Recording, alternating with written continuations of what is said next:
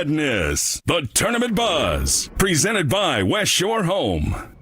Well, Purdue is through the Sweet 16 and into the Elite Eight. Top-seeded Boilermakers picked up a double-digit win over Gonzaga to advance. Our Andrew Chernoff is on the road with the Boilers in Detroit and joins us live from outside of Little Caesars Arena. Andrew, what was the key for Purdue as they knocked off Gonzaga tonight? It was Zach Edey, as always. You know what they say, Phil? If it ain't broke, don't break it. And they went inside to Zach Edey over and over again, and it worked out. Another double-double for the Purdue big man.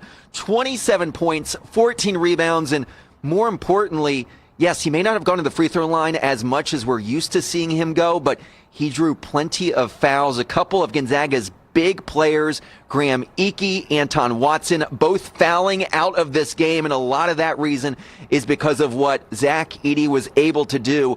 Gonzaga was trying to match him physically. There was actually a point in the first half when he went up to score and got hit in the face by a hand of a Gonzaga player.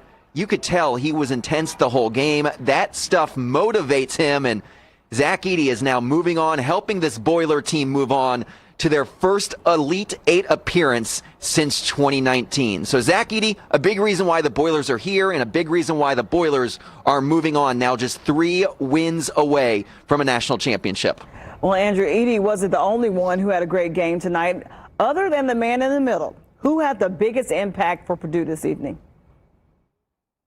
The biggest impact may very well have been one of their smallest players, Braden Smith. He had a night to remember. Listen to this stat line: 14 points, 15 assists, and 8 rebounds. So he was just 2 rebounds away from a triple-double. Those 15 assists, actually, the most by any Big Ten player in the history of the NCAA tournament. We're watching this game, and we've seen it all season long from him.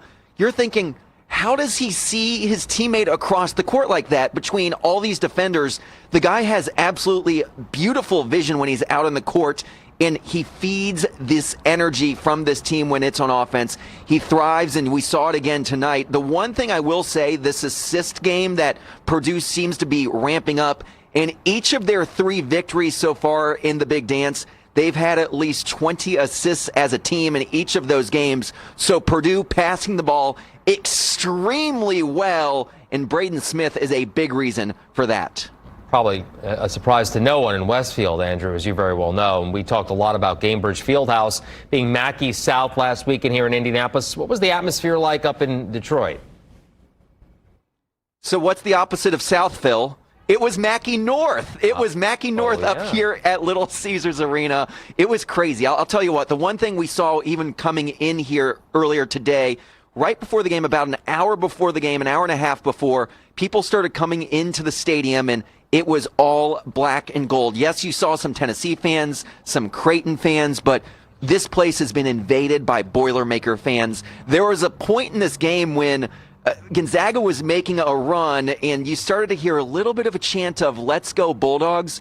Well, that quickly was overtaken by a chant of "Let's go Boilers."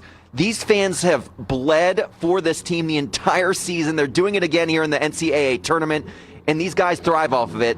As everyone always says, what Matt Painter tells them, at least on the team, you got to give the fans a reason to cheer. Well, the Boilers gave them a lot of reasons to cheer tonight against Gonzaga. It's going to be rocking here on Sunday, I'll tell you that.